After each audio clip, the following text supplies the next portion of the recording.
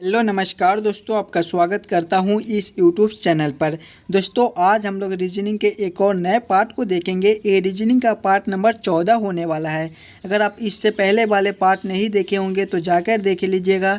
इस पार्ट के अंदर आज हम लोग रीजनिंग के 15 अलग अलग प्रकार के इम्पोर्टेंट क्वेश्चन को देखने वाले हैं, जो कि आपको आने वाले आगामी सभी परीक्षाओं के लिए महत्वपूर्ण है। आप किसी भी एग्जाम की तैयारी कर रहे हो, ऐसे प्रश्न आपको सभी एग्जाम में देखने को मिल ही जाएंगे। तो सभी क्वेश्चन इम्पोर्टेंट क्वेश्चन है जो बार बार आपको एग्जाम में रिपीट किए जाते हैं या फिर आने की संभावनाएं रहती है। सभी क्वेश्चन को आपको एकदम शॉर्ट ट्रिक आसान तरीके के साथ सॉल्व कराने की कोशिश करेंगे। हमारा एक नंबर क्वेश्चन हमें कह रहा है 24:16 समानुपात 32 क्वेश्चन मार्क।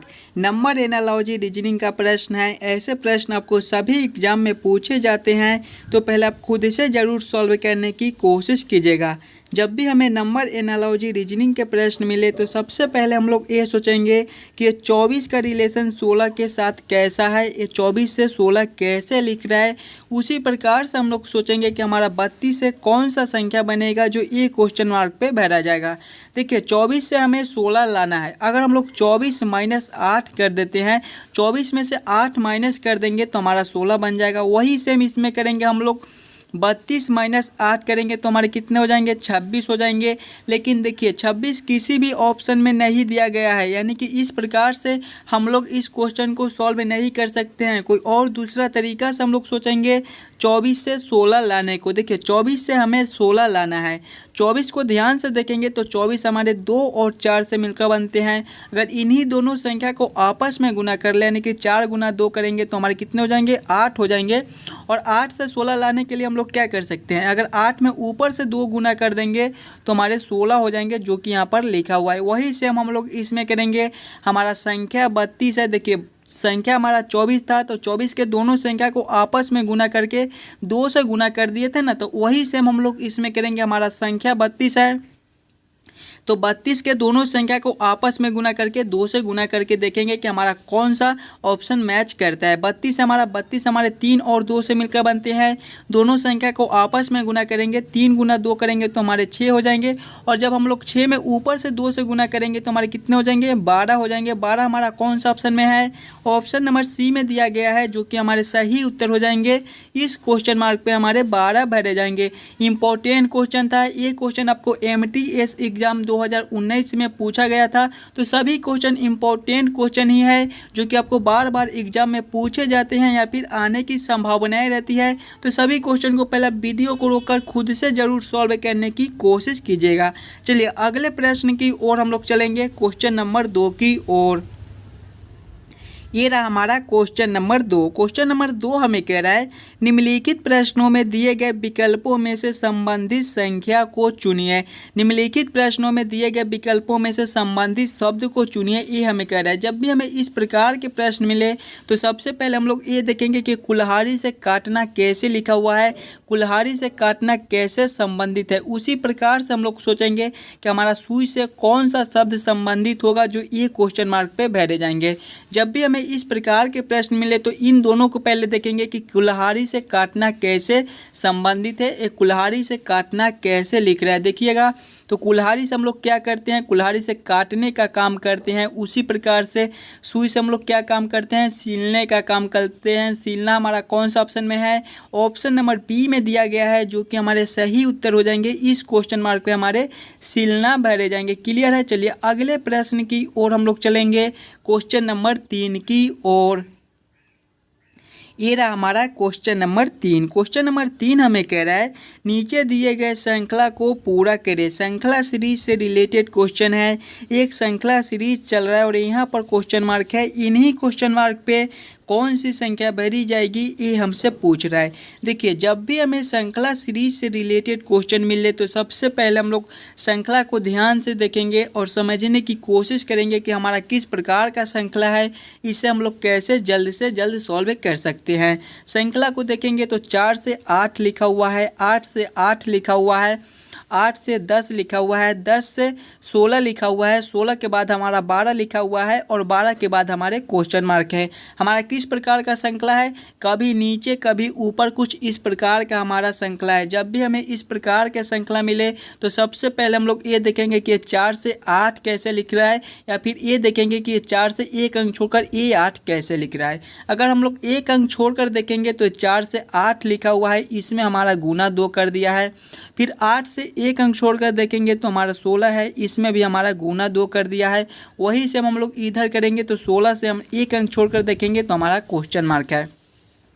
देखिएगा 4 से 8 लिखा है तो गुना 2, 8 से 16 तो गुना 2। उसी प्रकार से हम लोग 16 से अगले फिर गुना 2 कर देंगे, यानी कि जब हम लोग 16 गुना 2 करेंगे तो हमारे कितने हो जाएंगे, 32 हो जाएंगे। 32 हमारे कौन सा ऑप्शन में है, ऑप्शन नंबर सी में दिया गया है, जो कि हमारे सही उत्तर हो जाएंगे। इस क्वेश्चन मार्क पे दोस्तों हमारे 32 भरे जाएंगे।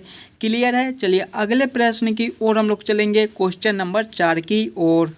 तो ये रहा हमारा क्वेश्चन नंबर 4। क्वेश्चन नंबर 4 हमें कह रहा है यदि 12 जोड़ 14 जोड़ 4 बराबर 225 हो, 6 जोड़ 9 जोड़ 11 बराबर 169 हो तथा 8 जोड़ 12 जोड़ 4 बराबर क्वेश्चन मार्क। इन्हीं क्वेश्चन मार्क पे कौन सी संख्या भरी जाएगी ये हमसे पूछ रहा है। जब भी हमें इस प्रकार के रीजनिंग के प्रश्न मिले तो सबसे पहले हम लोग ये सोचेंगे कि 12, 14 और 4 से ये 225 कैसे लिख रहा है, 6, 9 और 11 से 169 कैसे लिख रहा है। उसी प्रकार से हम लोग सोचेंगे हमारा 8, 12 और 4 से कौन सा संख्या बनेगा जो एक क्वेश्चन मार्क पे भरा जाएगा। देखिए ऐसे प्रश्न आपको सभी एग्जाम में पूछे जाते हैं, तो पहले वीडियो को रोककर खुद से ज़रूर सॉल्व करने की कोशिश कीजिएगा। अगर आप यहाँ पर खुद से सॉल्व कीजिएगा तभी आप एग्जाम में सॉल्व कर पाइएगा। देखिए यहाँ पर जोड़ का मतलब जोड़ नहीं, यहाँ पर हम लोग कुछ भी कर सकते हैं, जोड़ घटाओ गुना भाग, यहाँ पर किसी भी प्रकार का सिंबल दे दे। बस हमें ये सोचना है कि हम लोग 12, 14 और 4 से 225 कैसे ला सकते हैं। अगर हम लोग 225 को ध्यान से देखेंगे तो ये हमारा क्या होता है, 15 का स्क्वायर होता है। उसी प्रकार से 169 को देखेंगे तो ये हमारा 13 का स्क्वायर होता है। यानी कि हम लोग अगर इन चारों संख्या से 15 ले आते हैं तो आसानी से हमारा 225 बन जाएगा। अगर सभी संख्या को आपस में जोड़कर देखेंगे, 12 + 14 करेंगे तो कितने हो जाएंगे, 26 हो जाएंगे। 26 + 4 करेंगे तो हमारे कितने हो जाएंगे, 30 हो जाएंगे। और 30 में 2 से भाग करेंगे तो हमारे 15 हो जाएंगे। और 15 का ही स्क्वायर हमारा 225 होता है, जो कि यहाँ पर लिखा हुआ है। वही सेम हम लोग इसमें करेंगे। इसमें देखिए सभी संख्या को आपस में जोड़कर 2 से भाग करके उसका स्क्वायर कर दिए थे, तो वही सेम इसमें करेंगे। सभी संख्या को आपस में जोड़कर 2 से भाग करके उसका स्क्वायर करके देखेंगे कि हमारा 169 आता है कि नहीं आता है। सभी संख्या को आपस में जोड़ेंगे, 6 + 9 करेंगे। देखिए 6 + 9 करेंगे तो 15, 15 + 11 करेंगे तो कितने हो जाएंगे, 26 हो जाएंगे। और फिर देखिए 2 से भाग, तो 2 से भाग करेंगे। 26 में जब 2 से भाग करेंगे तो हमारे 13 हो जाएंगे। और फिर स्क्वायर किए थे तो फिर हम लोग स्क्वायर करेंगे, और 13 का ही स्क्वायर हमारा 169 होता है, जो कि यहाँ पर लिखा हुआ है। यानी कि इसी प्रकार से इस प्रश्न को हम लोग सॉल्व कर सकते हैं।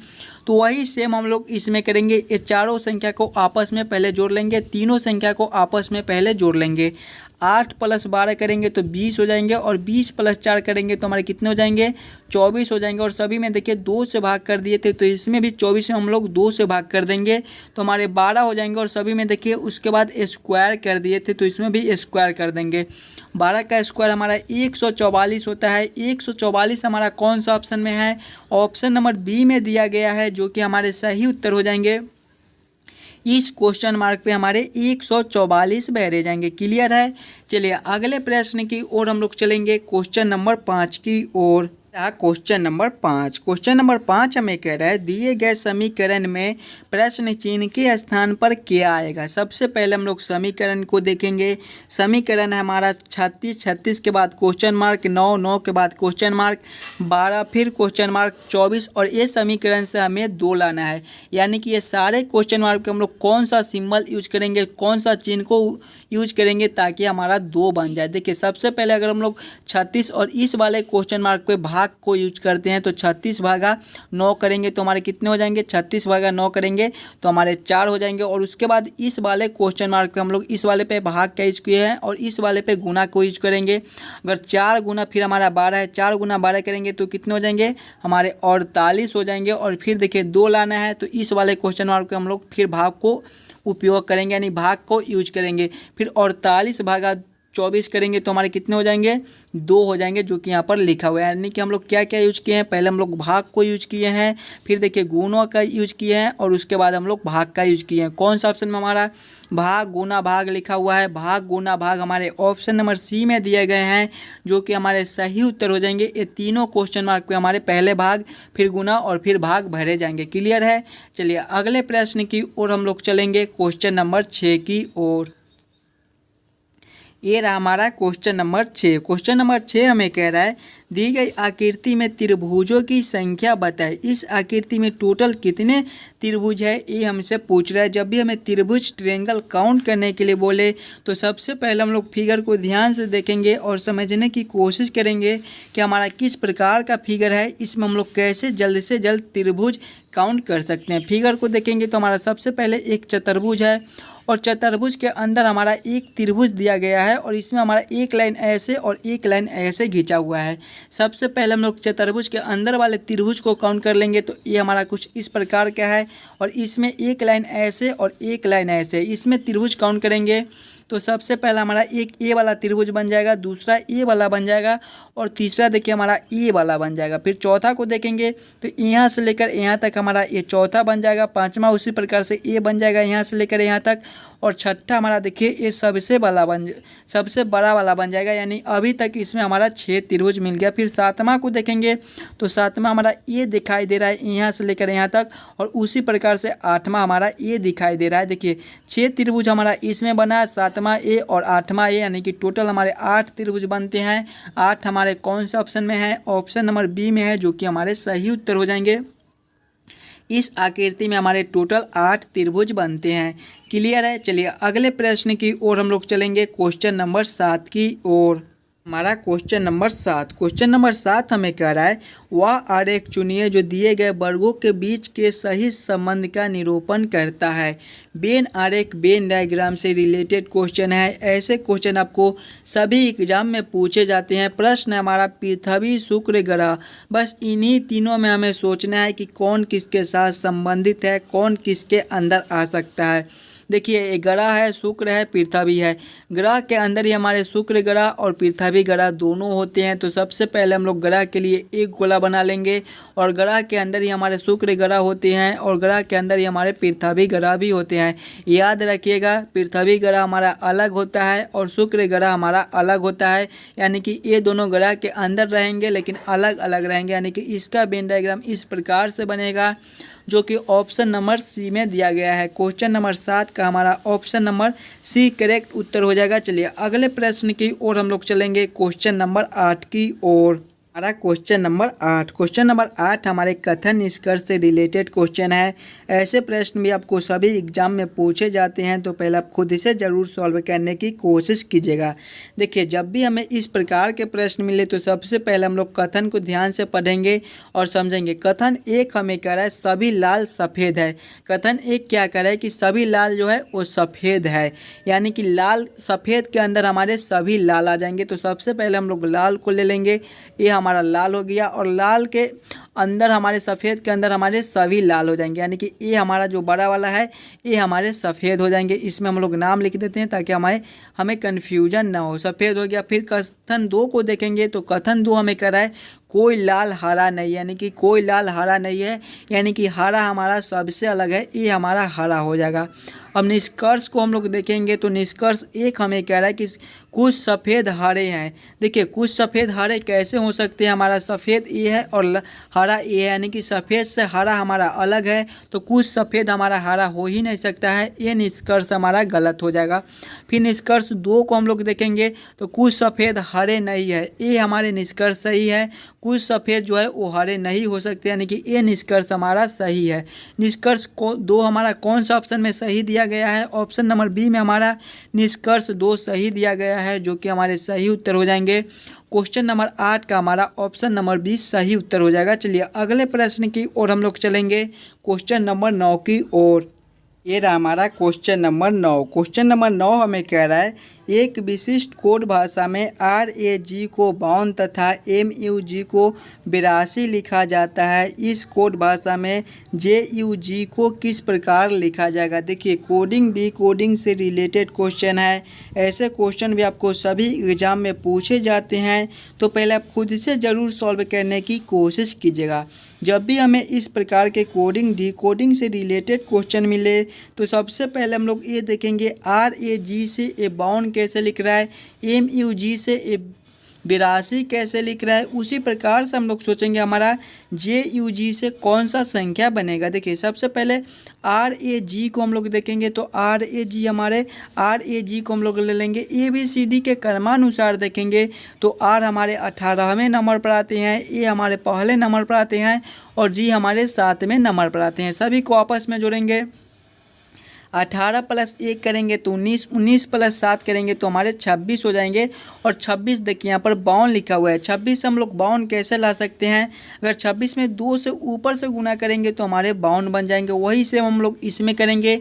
हमारा MUG है, इसको भी हम लोग ले लेंगे। MUG ABCD के क्रमानुसार देखेंगे तो M हमारे 13वें नंबर पर आते हैं, U हमारे 21वें नंबर पर आते हैं और G हमारे 7वें नंबर पर आते हैं। इसमें देखिए सभी को आपस में जोड़कर 2 से गुना किए थे, तो वही सेम इसमें करेंगे। जब 13 + हम लोग 21 करेंगे तो हमारे कितने हो जाएंगे? 13 + 21 हमारे 34 होते हैं। 34 + 7 करेंगे तो हमारे 41 हो जाएंगे। और 41 में जब हम लोग 2 से गुना करेंगे तो हमारे 82 हो जाएंगे, जो कि यहाँ पर लिखा हुआ है। वही से हम लोग इसमें कर देंगे। हमारा RUJ है, इसके साथ भी हम लोग वही करेंगे। हमारा JUG है, इसके साथ भी हम लोग वही करेंगे।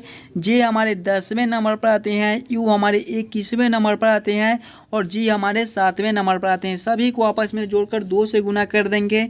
10 + 21 करेंगे तो हमारे 31, 31 + 7 करेंगे तो हमारे 38 हो जाएंगे। और जब 38 × 2 हम लोग करेंगे तो हमारे कितने हो जाएंगे? 76 हो जाएंगे। 76 हमारा कौन सा ऑप्शन में है? ऑप्शन नंबर ए में दिया गया है, जो कि हमारे सही उत्तर हो जाएंगे। चलिए अगले प्रश्न की ओर हम लोग चलेंगे, क्वेश्चन नंबर 10 की ओर।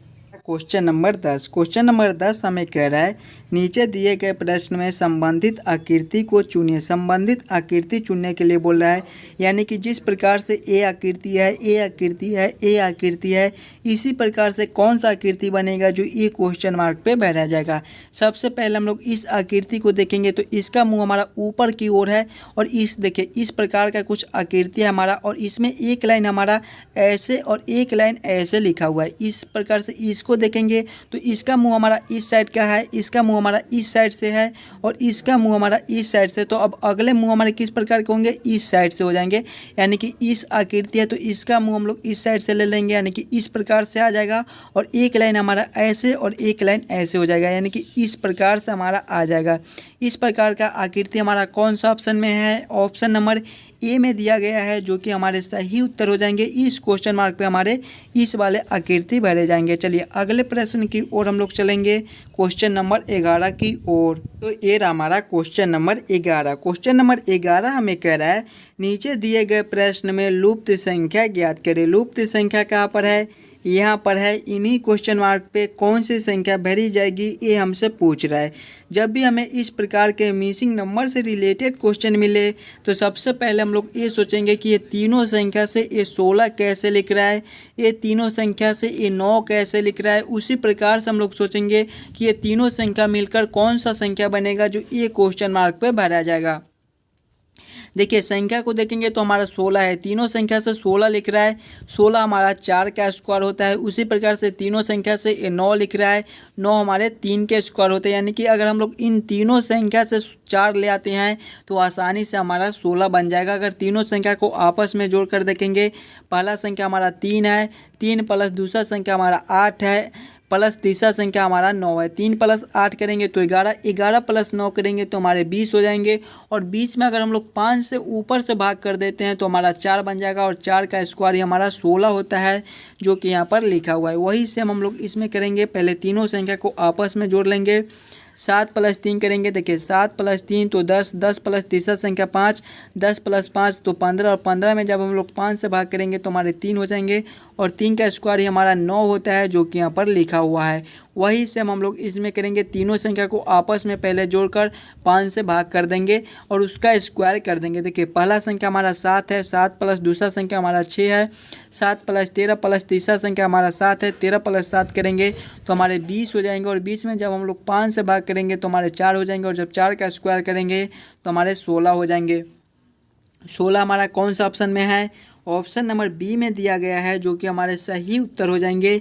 इस क्वेश्चन मार्क पे हमारे 16 भरे जाएंगे। चलिए अगले प्रश्न की ओर हम लोग चलेंगे, क्वेश्चन नंबर 12 की ओर। हमारा क्वेश्चन नंबर 12 हमें कह रहा है नीचे दिए गए प्रश्न में संबंधित अक्षर को चुनिए। प्रश्न हमें कह रहा है NPSA अनुपात PRUC अनुपात BLUE अनुपात क्वेश्चन मार्क।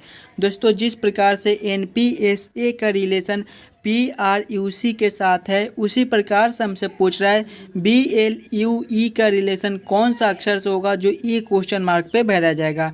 जब भी हमें इस प्रकार के प्रश्न मिले तो सबसे पहले हम लोग सिंगल अक्षर को देखेंगे, यानी कि N से P कैसे लिख रहा है। N से P को देखेंगे तो इसमें हमारा +2 कर दिया, यानी कि N + 2 हम लोग करेंगे तो हमारे P हो जाएंगे।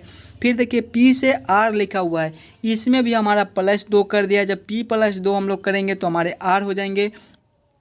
फिर देखिए S से U लिखा हुआ है, इसमें भी हमारा +2 कर दिया है। जब S + 2 करेंगे तो हमारे U हो जाएंगे। फिर देखिए A से C लिखा हुआ है, इसमें भी हमारा +2 कर दिया है, यानी कि सभी अक्षर में +2 कर दिए हैं। वही से हम लोग इसमें करेंगे। जब B + 2 करेंगे तो हमारे क्या हो जाएंगे, B + 2 हमारे D होते हैं। फिर L + 2 करेंगे, L + 2 हमारे कितने होते हैं, N होते हैं। फिर U + 2 करेंगे, U + 2 करेंगे तो हमारे W हो जाएंगे। और E + 2 जब हम लोग लास्ट वाले में E + 2 करेंगे तो हमारे G हो जाएंगे। कौन सा ऑप्शन में हमारा DNWG लिखा हुआ है? DNWG हमारे ऑप्शन नंबर ए में दिए गए हैं, जो कि हमारे सही उत्तर हो जाएंगे। चलिए अगले प्रश्न की ओर हम लोग चलेंगे। हमारा क्वेश्चन नंबर 13 हमें कह रहा है नीचे दिए गए अक्षर श्रृंखला को पूरा करें। जब भी हमें इस प्रकार के अक्षर श्रृंखला से रिलेटेड क्वेश्चन मिले तो सबसे पहले हम लोग श्रृंखला को ध्यान से देखेंगे और समझने की कोशिश करेंगे कि हमारा किस प्रकार का श्रृंखला है। देखिए AB के बाद हमारा खाली स्थान है, फिर हमारा C है, उसके बाद खाली स्थान है, BB है, CAB है, उसके बाद खाली स्थान है, CA है, BB है, उसके बाद खाली स्थान है। पहले हम लोग इसका खंड बना लेंगे। किस प्रकार से इसका खंड बनाएंगे ताकि हमारा प्रश्न जल्दी से जल्द सॉल्व हो जाए। देखिए देखेंगे तो A के बाद हमारा B है, उसके बाद हमारा खाली स्थान है, और यहाँ पर C लिखा हुआ है। अगर हम लोग इस खाली स्थान पे B को भर देते हैं, यानी कि A के बाद BB और C, इसको एक खंड बना लेंगे, तो फिर आगे देखेंगे तो हमारा खाली स्थान है, BB है, C है। अगर हम लोग यहाँ पर A को भर देंगे इस वाले खाली स्थान पे तो ABB C हमारा एक खंड A बन जाएगा। फिर देखेंगे तो A के बाद हमारा B है, उसके बाद खाली स्थान है, C है। इस वाले खाली स्थान पे अगर हम लोग B को भरेंगे तो A के बाद हमारा BB और C हमारा एक खंड A बन जाएगा। फिर आगे देखेंगे तो A के बाद हमारा BB है, खाली स्थान है, इस वाले खाली स्थान पे अगर हम लोग C को भर देंगे तो हमारा एक खंड A बन जाएगा। ABBC खंड को देखेंगे, ABBC हम लोग क्या क्या भरे हैं। सबसे पहले हम लोग B को भरे हैं, फिर A को भरे हैं, फिर हम लोग B को भरे हैं, और फिर हम लोग C को भरे हैं। कौन सा ऑप्शन में हमारा BABC लिखा हुआ है? BABC हमारे ऑप्शन नंबर ए में दिए गए हैं, जो कि हमारे सही उत्तर हो जाएंगे। ये सारे खाली स्थान पे हमारे BABC भरे जाएंगे। चलिए अगले प्रश्न की ओर हम लोग चलेंगे, क्वेश्चन नंबर 14 की ओर। हमारा क्वेश्चन नंबर 14 हमें कह रहा है 26 जनवरी 2012 को सोमवार दिन था, तो 2 मार्च 2012 को कौन सा दिन रहा होगा। कैलेंडर से रिलेटेड क्वेश्चन है। ऐसे क्वेश्चन भी आपको सभी एग्ज़ाम में पूछे जाते हैं, तो पहले आप खुद से ज़रूर सॉल्व करने की कोशिश कीजिएगा। देखिए, जब भी हमें इस प्रकार के कैलेंडर से रिलेटेड क्वेश्चन मिले तो सबसे पहले हम लोग ये देखेंगे 26 जनवरी 2012 को कौन सा दिन था, सोमवार दिन था। पहले टोटल दिन को निकाल लेंगे कि टोटल दिन हमारा कितना बनता है। देखिए 26 जनवरी है, जनवरी हमारे कितने दिनों के महीना लगते हैं, जनवरी हमारे 31 दिनों के महीना लगते हैं। जनवरी में हमारा 26 दिन दिया गया है, माइनस करेंगे तो हमारा 5 दिन, यानी कि जनवरी में हमारा 5 दिन बचता है। जनवरी के बाद देखेंगे तो जनवरी के बाद हमारा फरवरी आता है। फरवरी हमारे या तो 28 दिन के लगते हैं, नहीं तो 29 दिनों के लगते हैं। तो इसके लिए हम लोग साल को देखेंगे तो साल हमारा 2012 है। 2012 हमारा लीप ईयर वर्ष है। 2012 में हमें 4 से पूरा भाग लग रहा है, यानी कि 2012 हमारा लीप ईयर वर्ष है। इसमें हमारा फरवरी 29 दिनों के लगेगा। 5 + 29 करेंगे, फिर आगे देखेंगे तो फरवरी के बाद हमारा मार्च आता है। तो मार्च यहाँ पर दिया गया है 2 मार्च, इसको भी ले लेंगे। मार्च में हमारा 2 दिन दिया गया है। साल को देखेंगे तो 2012 साल हमारा सेम है। टोटल दिन हमारा कितना निकल कर आया, 5 + 29 करेंगे तो 34, 34 + 2 करेंगे तो 36, यानी कि आज से 36 दिन पहले हमसे पूछ रहा है कि कौन सा दिन होगा। देखिए 26 जनवरी 2012 को सोमवार दिन था, इससे हमें 36 दिन आगे पूछ रहा है कि कौन सा दिन होगा। तो इसके लिए हम लोग 7 से भाग करेंगे। 36 में 7 से इसलिए भाग करेंगे कि सप्ताह हमारे 7 दिन के होते हैं और 7 दिन पर हमारे दिन एक नए दिन आ जाते हैं। देखिए 7 से भाग करेंगे तो 7 × 5 = 35, हमारा शेष 1 आ जाएगा, यही शेष हमारा उत्तर आ जाएगा। इसको क्या करेंगे कि सोमवार में जोड़ देंगे। जब सोमवार 1 हम लोग करेंगे, सोमवार + 1 दिन करेंगे तो हमारे मंगलवार हो जाएंगे। मंगलवार हमारे कौन सा ऑप्शन में है, ऑप्शन नंबर डी में दिया गया है, जो कि हमारे सही उत्तर हो जाएंगे। जिस प्रकार से 26 जनवरी 2012 को सोमवार दिन था, उसी प्रकार से हमारे 2 मार्च 2012 को मंगलवार दिन रहेंगे। चलिए अगले प्रश्न की ओर हम लोग चलेंगे, क्वेश्चन नंबर 15 की ओर। ये रहा हमारा क्वेश्चन नंबर 15। क्वेश्चन नंबर 15 हमें कह रहा है, यदि गुना का अर्थ घटाओ, घटाओ का अर्थ जोड़, जोड़ का अर्थ भाग तथा भाग का अर्थ गुना हो तो 26 + 14 / 28 बराबर क्वेश्चन मार्क। देखिए सबसे पहले आप क्वेश्चन को एक बार फिर से पढ़िए और समझने की कोशिश कीजिए कि प्रश्न क्या कर रहा है। प्रश्न हमें कह रहा है कि गुना के जगह पे जोड़ को, गुना के जगह पे घटाओ को रखना है, घटाओ के जगह पे जोड़ को रखना है और जोड़ के जगह पे भाग को रखना है और भाग के जगह पे गुना को रखकर इस समीकरण को हल करना है। समीकरण को देखेंगे तो 56 है, 56 प्लस के जगह हमें क्या रखना है, प्लस के जगह हमें भाग को रखना है। देखिए जोड़ के जगह पे भाग, तो भाग को ले लेंगे। फिर हमारा 14 है, 14 को ले लेंगे। भाग के जगह पे हमें क्या रखना है, देखिए भाग के जगह पे हमको गुना रखना है, तो गुना कर देंगे 28 बराबर, इसको सॉल्व कर लेंगे। देखिए 26, जब 56 / 14 करेंगे तो हमारे कितने हो जाएंगे, 56 / 14 हमारे कितने होते हैं, 4 होते हैं। और 4 × 28 करेंगे तो हमारे कितने हो जाएंगे, 4 × 28 हमारे कितने होते हैं, 112 होते हैं। 112 हमारे कौन सा ऑप्शन में है, ऑप्शन नंबर सी में दिया गया है, जो कि हमारे सही उत्तर हो जाएंगे। इस क्वेश्चन मार्क पे हमारे 112 भरे जाएंगे। आशा करता हूं दोस्तों आप सभी प्रश्न को बढ़िया से समझ गए होंगे। अगर आपको किसी भी क्वेश्चन में कोई दिक्कत हो तो हमें कमेंट करके बताइएगा। और आप इस यूट्यूब चैनल पर नए हो तो चैनल को सब्सक्राइब और वीडियो को लाइक ज़रूर कर दीजिएगा और ज़्यादा से ज़्यादा बच्चों तक शेयर कीजिएगा। हम मिलते हैं आपसे अगले वीडियो में। धन्यवाद।